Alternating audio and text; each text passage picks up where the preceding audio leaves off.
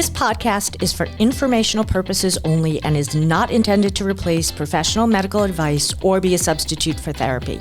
Please contact a mental health professional as needed. If you are in need of urgent or emergency health care, please contact your medical and/or mental health provider, call 911, or go to your nearest emergency room. The information presented in this podcast does not reflect the opinions of those with whom Dr. Ellick might be affiliated as an employee, consultant, or colleague, past or present. Hello, and welcome to another episode of From Mayhem to Mindset with Dr. Laura. I am your host, Dr. Laura Ellick, and I am here today with two of my favorite people on a very special day. It is my birthday.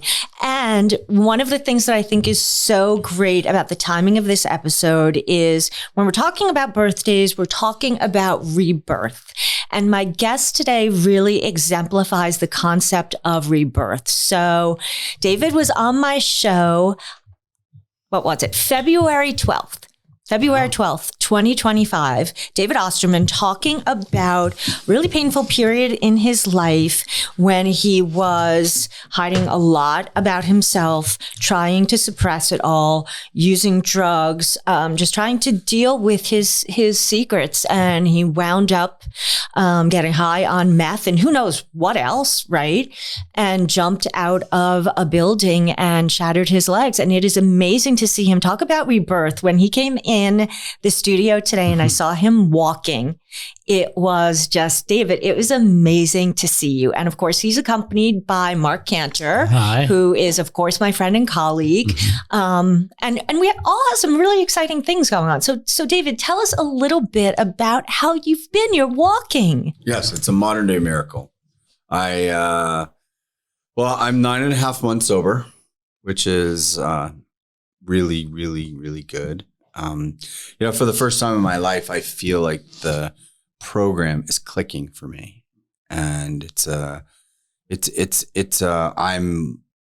I've gone through all my physical therapy, and I went from a walker coming here to a cane to walking, and it's been a few months. It's been about 4 months since I've been walking, and it's not perfect, but it's doable.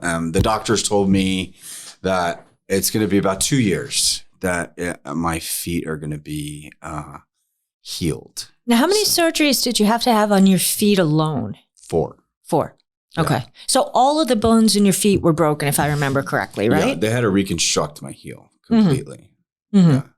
And there was lots of times that after the first surgeries, which was when I was a John Doe in the hospital, they didn't know who I was. For about 2 months after that, every day they told me I was going to lose both my feet. And then a week after, maybe a couple of weeks after, the doctor, like, I hated when the doctors came in because I was just like, okay, well, and I had to come to a decision. And I told the doctor, he said, you may live with excruciating chronic pain for the rest of your life, or we'll cut your feet off. And I remember in the hospital, I was like, you know what? Just cut them off. I was like, I don't want to be in excruciating pain for the rest of my life. And next week they come in, oh no, you're doing better, So it was quite a bit of a roller coaster. At any point when you were laying in bed and you're obviously deep in contemplation about what's happened, how you got here, was it clear to you that this is a direct consequence of my addiction? 100%. Yeah. Oh, yeah. Oh, definitely. It caught up with me. Oh, yeah. Mark said once, what did you say? Mark says a lot of stuff. Had to be hit by you needed the baseball bat. Yeah, get hit by a 2x4. The 2x4. I had to fall. I had to jump out of a building. Yeah. To get this addict to learn what. Get that clarity. Yeah. I mean, it was. How long had you been in the hospital for before you woke up so that they could identify who exactly you were? 5 days. Wow. So what was going on during that 5 days? Surgeries. Yeah. So who could consent to your surgeries, by the way? No one. No one. They just did it. They acted in your best interest because they didn't know who you were, right? Yeah, I had 2 surgeries on my feet, and then I had emergency surgery on my back. I broke all my vertebrae in my back, to a certain point. Yeah. And when I woke up, they're like, "Do you know who you are?" I was like, "Yeah." They're like, "Do you know where you are?" I was like, "No." And they're like, "Do you know what happened?" And they told me, they said, well, I was running naked in an apartment building, high on meth, and I jumped running away from the cops. But, the stories don't 100% add up, because I was a John Doe, but I had my passport in my bag. And I had my backpack and nothing else. Mm-hmm. So, and they found that? They found it. Well, yeah, but it was in the hospital room in the ICU when I got there. Gotcha. Or when I was there. So, yeah. And I had to, when I was in the hospital, I learned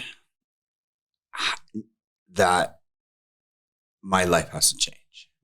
Talk about rebirth, right? Yeah. Yeah. I was, and I remember I turned 50 in a rehab center. And I said to myself, the page has now been turned. What am I going to do? Because in the hospital, you got to advocate for yourself. You got to really, you have to be, and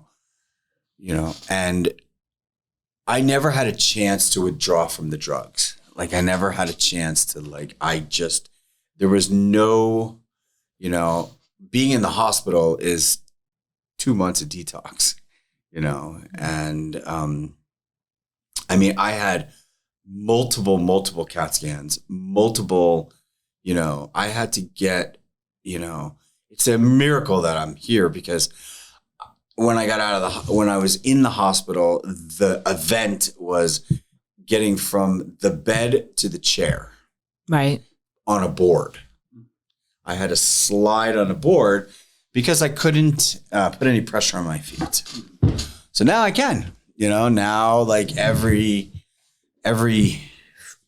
minute that I can put my feet down, the fact that I can walk up here to the studio is it's a miracle. I don't know if people noticed on the other video that you had a walker with you. I have to go back and actually look if that was off camera or not. So, Mark, you knew David, right? Yeah. So in terms of what you've seen over the past 9.5 months, and based on your experience, what are your thoughts just about the process that David's gone through? It's been pretty miraculous. When David first reached out to me, I don't remember if you were still in Texas when you reached out to me or were you here yet. He texted me because we'd worked together.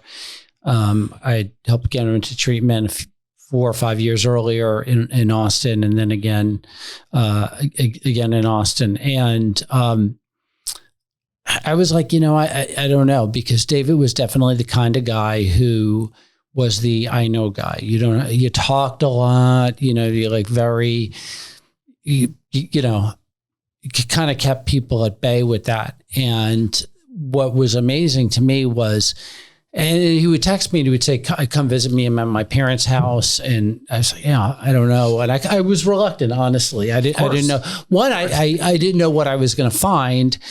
And 2, do I even want to get involved with this? And then I went over to see David and we talked and I said, well, it feels a little bit different. What felt different? There was a level of honesty and a level of, really being present and participating in the conversation and not being, blowing off and I know. And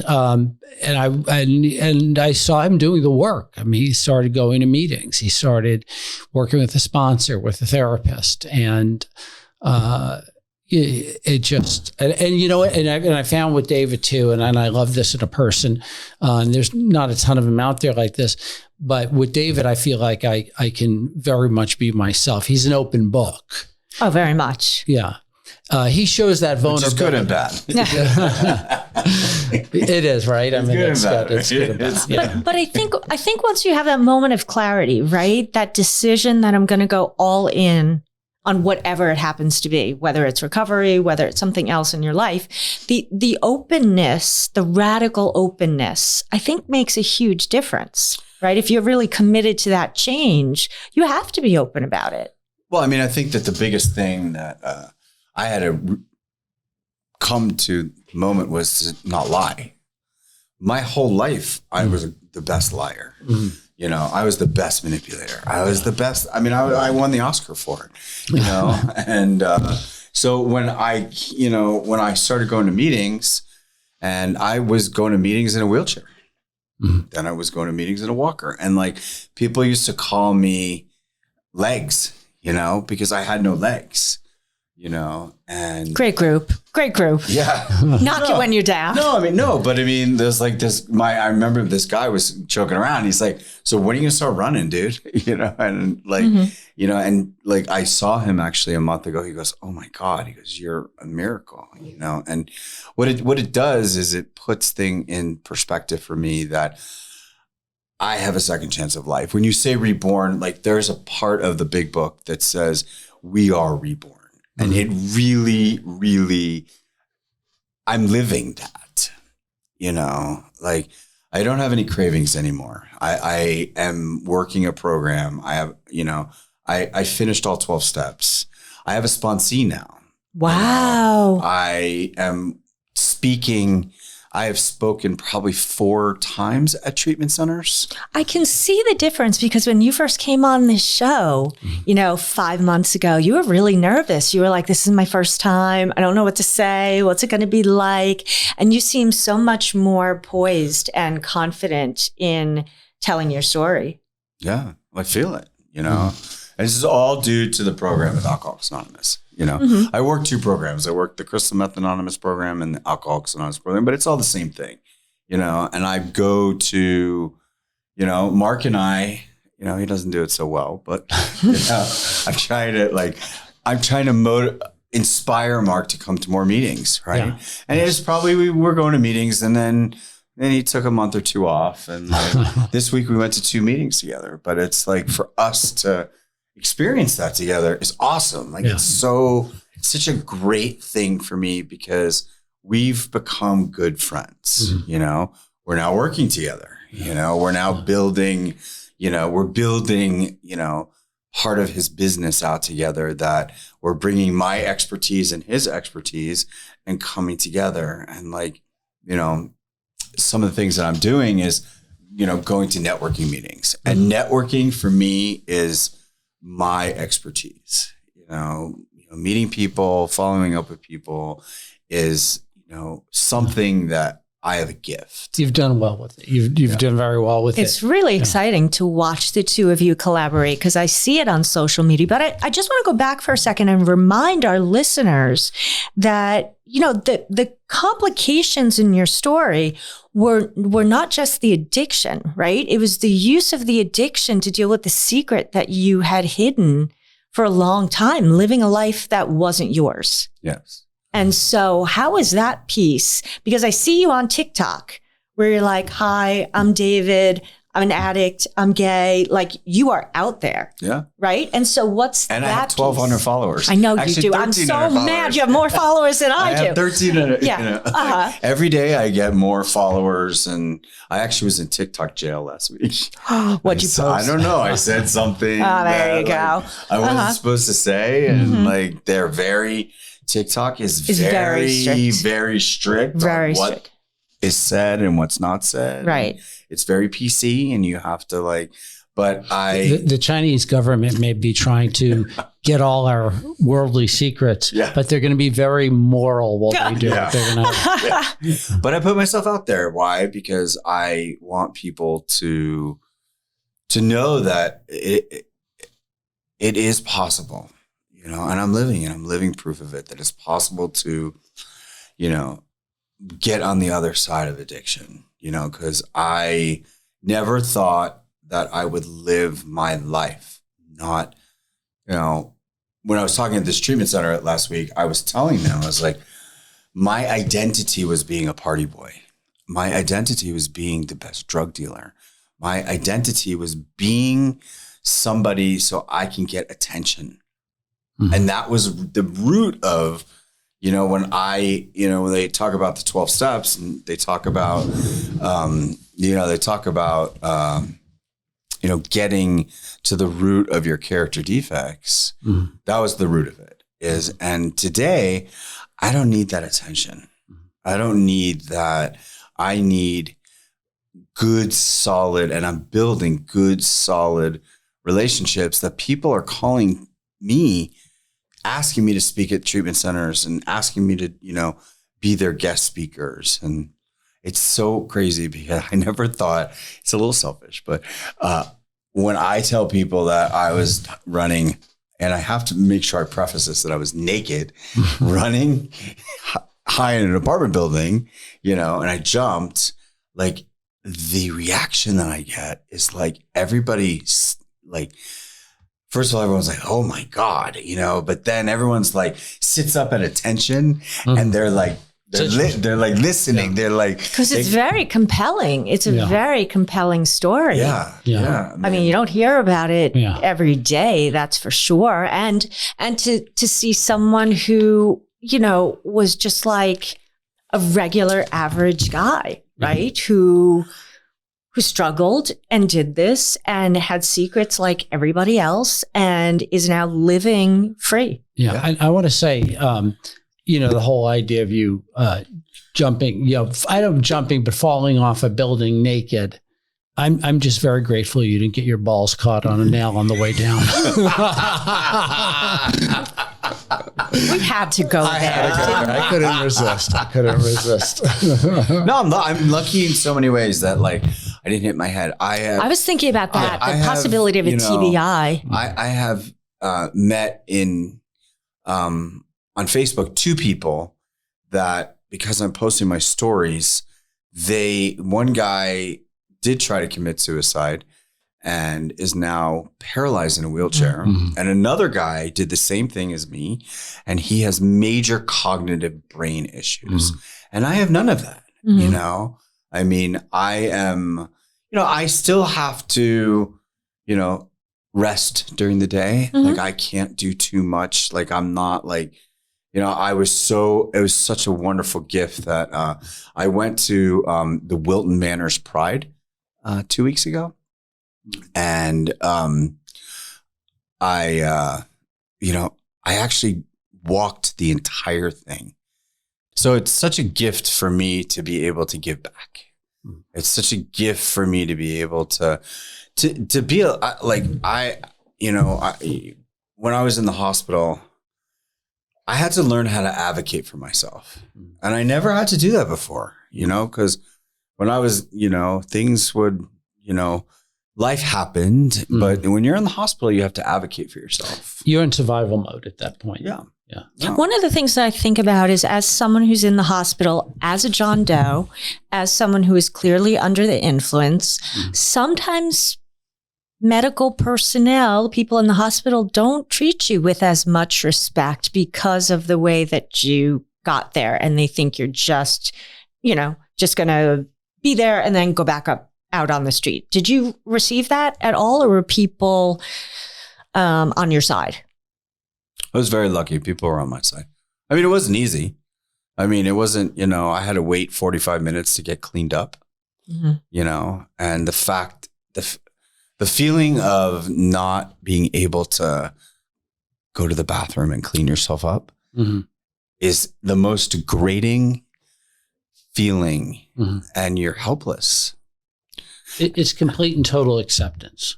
Complete and total. You have no choice. Radical acceptance. That's the best example of radical acceptance. I have another question for you about that, and we're going to do that question after this quick break. So coming back, just asking you, David, do you have any memory of anything that happened? Because sometimes the memory starts to come back several months later. Do you have anything that's come back of the incident? No. Nothing.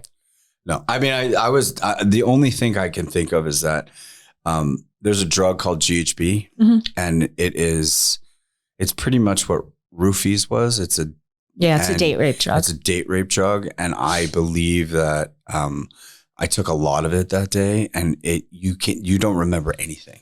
Do you think you took it willingly or you were slipped it? Or No, it could be. You took it willingly. Mm-hmm. Yeah. But I think I don't know anything. That's the thing. I don't remember anything. And at this point, there's no reason to. I mean, like, there's no reason to, like, people are like, well, where were you? Who were you with? Did somebody do this to you? Did you do it to yourself? And I was like, no, I don't know. So you don't have any difficulties with not having the memory? Sometimes that bothers people. It doesn't, it hasn't hindered your healing, obviously. Well, but I think that could be a gift in a way, because if you had a clear memory of yourself laying on the ground in a pool of blood, absolutely, it would be another trauma that you'd have to work through. I just don't remember. Like, I don't, mm-hmm. I don't remember. And at this point, what's the point? Right. Like, there's no going back. There's no, like, it's like, we talked about getting the police report, and what's the point? Like, what is it going to prove? Like, it's going to prove that, like, the people that I know the people that I was with that day, but they were just tricks. They were just guys that I got high with and meant nothing to me. One of the things that I really love to focus on is we talk about this concept of rebirth. And that's why I think it was so amazing that the timing of this podcast, happened to be on my birthday too. And I was kind of thinking about linking them together. I've had, probably that I can count of, I don't even think my family knows this, probably 4 incidents in my life that I know of where I probably should have died. And so thinking about all 4 of those incidents, there's a gratitude there. And there's an idea of, like, okay, what's the point then of us all being here? What are we supposed to do if for some reason, whether you believe in God, whether you believe in the universe, whatever your spiritual belief is, there's some reason why you're here, right? Do you believe that? And how are you playing that out now? It's funny you say that, because when I first came to Florida and I was at my AA meeting in a wheelchair, this gentleman came up to me. I didn't know who he was. And he said, your accident is going to be the greatest asset of your life. And he goes, I know you don't think that right now, but it will. And today, I agree with him. I mean, I have a story that is I'm a survivor, but I'm also turning it around. Like, I don't know, for some reason, like, when I was in the hospital and all this time, I spent 2 months in my parents' house, like, lifeless, after the hospital. And I pushed myself. I got myself to physical therapy. The problem that was the issue for me was, like, my wounds weren't closed. So I couldn't do anything until my wounds were closed. And it was hard, because I was like, and then when I did too much, I had to pull back, So now, like, even today, like, even like during the day, sometimes I'm like, you know what? I need to stop what I'm doing. I need to lay my head down, even if it's for 15 minutes and regroup. He calls me all the time. He's like, I'm taking a nap. It's like, it's 2:00 in the afternoon. I'm taking a nap. Okay. Yeah. And that's okay. There's nothing wrong with that. No. But it's like, I think that the ability to have a gift of, just, I'm really understanding, and why I go to many AA meetings is AA is brain food for me. The message of AA, as long as it's in the top of my brain, I'm going to be okay.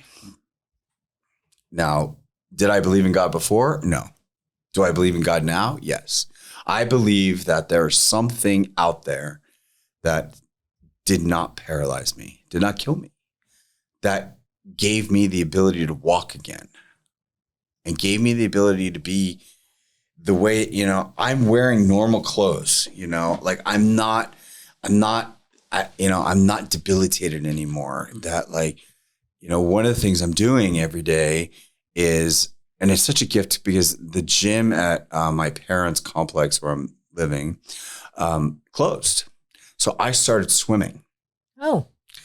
And I'm in the pool every day for 45 minutes. I just did it before we came here, and what it's doing for me is teaching me structure. It's teaching me discipline.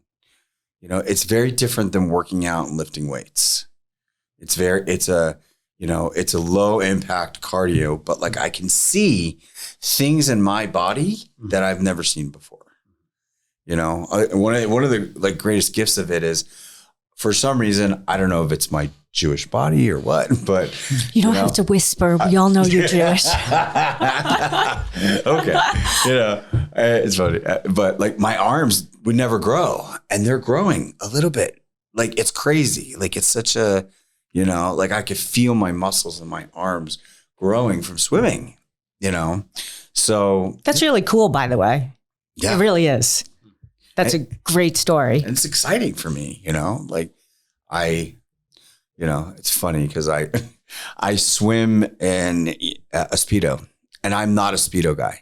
I know it's like the gay thing to wear Speedos. Like, it's like the gay, icon. I totally thought you were a Speedo guy. I'm not, shocked. I'm not at all. Mm-hmm. I'm not at all. Like but for swimming, I wear a Speedo and I get out of the pool and there's all these old people and they're like, you're going to get us in trouble. You look sexy. Is this the old women? Yeah. Yeah. No, it's the old guys, not the old women. It's the, you're right at home. I love it. It's funny. Wow. No, it makes me laugh, but I don't care. It's like. So you've closed that chapter. You've done a really good job of putting that to rest. Now tell us, you guys are working together a little bit. So tell us what's going on with that.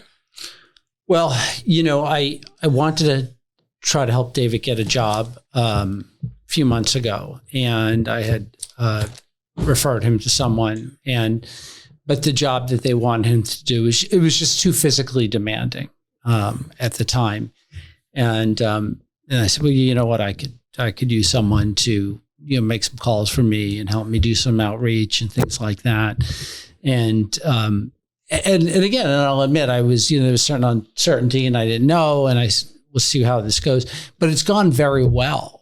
David's done a great job. He's aggressive. He's a hustler, which I really like. And so we actually are starting something new, which really David's captaining. It's called Interventions for Less, and it's a whole segment of the market that is for insurance-based clients, and in our field, insurance dependent is how we say flies economy. Yeah, exactly. there's And a lot of it. There's a lot of it. It's a big market. And, so I think we've come up with a service, an intervention service that would, at a price point that could serve families that are insurance dependent, where they're, typically speaking, interventionists are more concierge service, and it's expensive. There's a lot of expense involved in it. So we come up with something that is very reasonable and very much within reach of an average family's ability to pay. This is really exciting because I know I get referrals and I get requests all the time for insurance-based interventions or insurance-based programs. Yeah. And, there's different levels of care, obviously. Yeah. And having just done an intervention with Mark, full disclosure, I see a lot of the work that goes into it. Can be a very long process. It can be, yeah. And very time consuming, and you give your heart and soul to it. Yeah. It's an interesting process for me because I come from the real estate business, and I was a real estate manager and developer with my ex-wife's family for many years.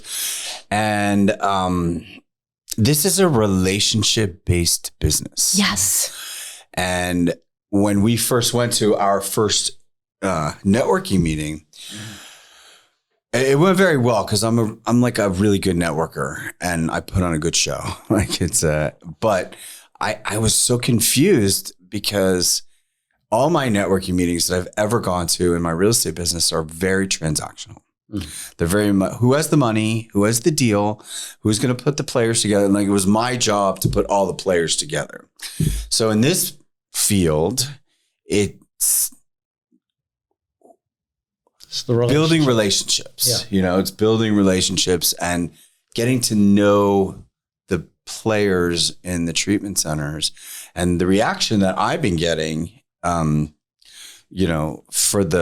a 1 day, $3,600 intervention.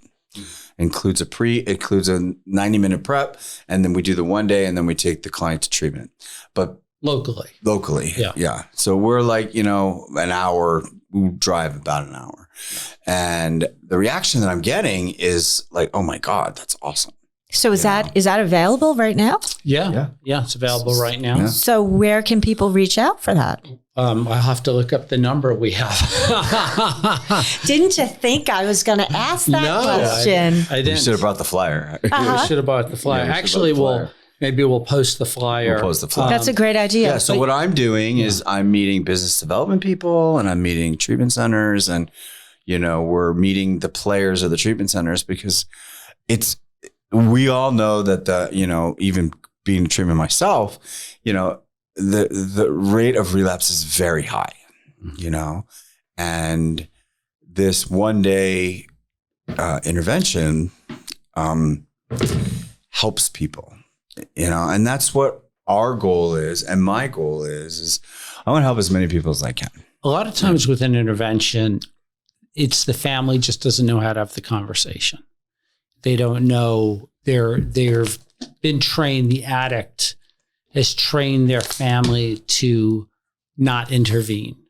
They preempt it. They say things like, they promise me you'll never send me to treatment, which I've come across before. It's a promise you cannot make. You don't know. Promise me you won't do this, or if you try to intervene on me, or try to send me to treatment, I'm going to kill myself. That's so common. It's very common. It's a lot of manipulation, but for a family that's in the center of it, these are good manipulations because they work. I mean, if your kid's telling you, if you do this, I'll kill myself, it stops you in your tracks. And I think they need someone to help them push past that. And they need someone to guide them, and that's what we do. So I hope you guys are good. I hope you guys are blowing this out because to my knowledge, you guys are the only ones who are doing this, offering this. And I want to be clear though, this is a separate business from South Florida Intervention, which really has concierge clients. We have clients that they want, the prep is not 90 minutes of prep with the entire family. It could be an entire day. It's ongoing phone calls. It's research. It's placement. Well, it's just a different tier. It's a different tier. It's a different tier of service. Mm-hmm. Yeah. But that gives you the opportunity to actually serve more people. So, people get turned off when they see all these concierge, and people may know your name, right? They know you're the guy, right? I was in a networking meeting. He was Everyone doing an intervention, and there was probably 10. It was a very private, invitation only networking meeting, and everybody knew him. Yeah, everyone knows. Half the people had his book, and I was absolutely. Like, all right, cool. But nobody knew about the product. Exactly. They were very excited to hear that. I think if they know your name and know the quality that you stand behind normally, they're going to know that anything else that you're putting out is not going to be low level, right? Even a tier down is going to be high quality work from Mark Cantor. Yes, it definitely. I have the number whenever you're ready. But I was so the intervention I was busy doing was with you, and you have real skills too. I mean, I was really impressed with you and how you and you almost took. We got in there and you kind of took the lead on everything, and I was like, all right, and I just stood there and we talked about this with Scott when he was in here when we talked about hostage negotiation.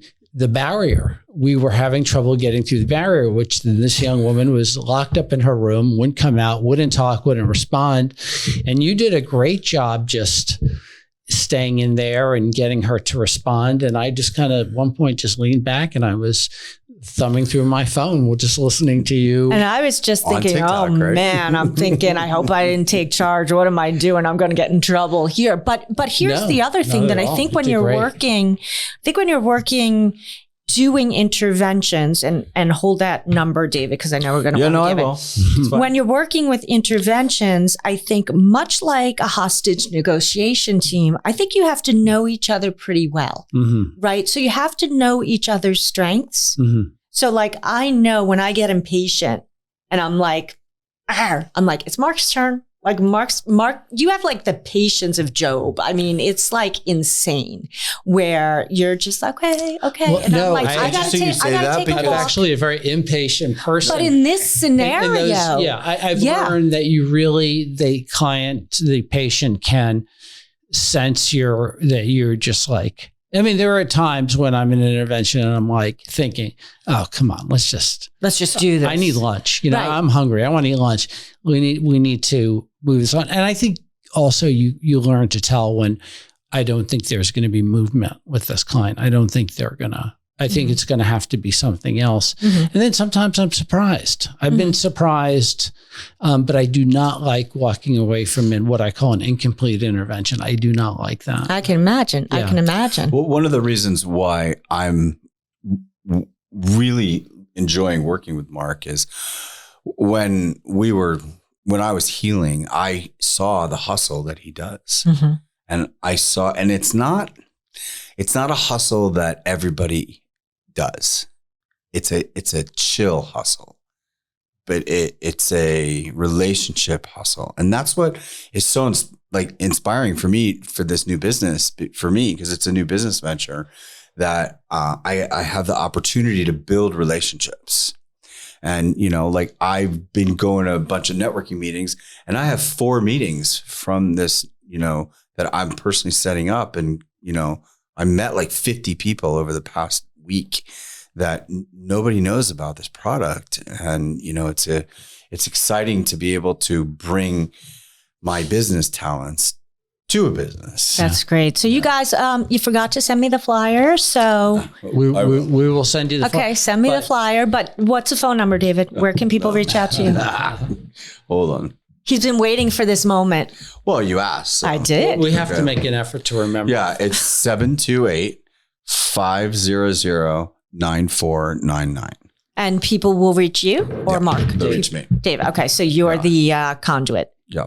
Okay. David's running the deal. Yeah. All right. I think just to go back to what David said, and this has been a big thing for me too, is that when I was in commercial real estate and you'd go to a conference or a thing, it's right away about the deal, about, what you've done. And for me, it was always painful because I would go in there like I'd have to have a rehearsed speech. People would say, I heard you're working on this. Yeah. And then just trying to tell them, oh, it's such a great thing. And, bullshit.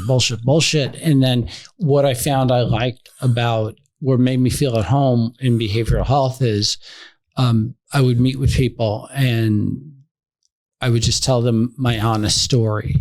This, how I got here today, and I went through quite a spiritual crisis in between leaving commercial real estate and getting into behavioral health. And I just tell them that story and they'd be like, wow, and then they tell me there and we'd be bonded. And I know they never talked to me or tried to sell me anything. I never tried to sell them anything. We're just here and we'll develop the relationship and that's it. And that works. And that's a blessing for me because it just was quite painful to have to be thinking about unauthentic things. The small talk. And I have to stuff. learn that. That's the thing that I'm learning because he is really good at it. And I'm still kind of on the fence of transactional. He's good at it, but this is his personality, which is why it's so cool. course. It's just it's so genuine, right? Like you don't ask for a lot. You're just out there like putting your stuff out there. And I see that same thing in you. You're just We're planting seeds. Yes, you're just putting your story out Planting there. seeds. It's just Getting- very genuine. And Julie and I talk about this a lot. My wife and I talk about this a lot about did I sell something today or not sell something? And she said to me early on, she said, don't think about what you sold today. Just think about just plant the seeds. How many seeds did I plant today? And that's all you need to look at it. And then the business will come organically. And you never know when the phone's going to ring. I mean, sometimes it is like a dry desert. And sometimes you're like, well, wow, the phone rang. Like, I got 3 calls today. But you never know when they're going to come in. And I kind of like that too. So I'm so looking forward to seeing what you guys have coming in the future. It's really awesome to see. Thank you so much, David Osterman, of course, Mark Cantor. Well, happy birthday. Thank you so much. Yeah. Thanks. Thank you both for being here. We're looking forward to more times to collaborate together. Yeah. It's been really a lot of fun. So thank you everyone for tuning in to another episode of From Mayhem to Mindset, and we will check you out on the next episode. Thanks for joining us on From Mayhem to Mindset. If you found today's episode helpful, be sure to subscribe wherever you get your podcasts and leave a 5-star review. It really helps spread the message. Want to dive deeper? Check out my book, Wisdom from the Universe, available now on Amazon. And if you're looking for a speaker to inspire and transform, I'd love to connect. Visit www.lauraellick.com to learn more. Remember, you don't have to just survive, you can thrive. See you next time.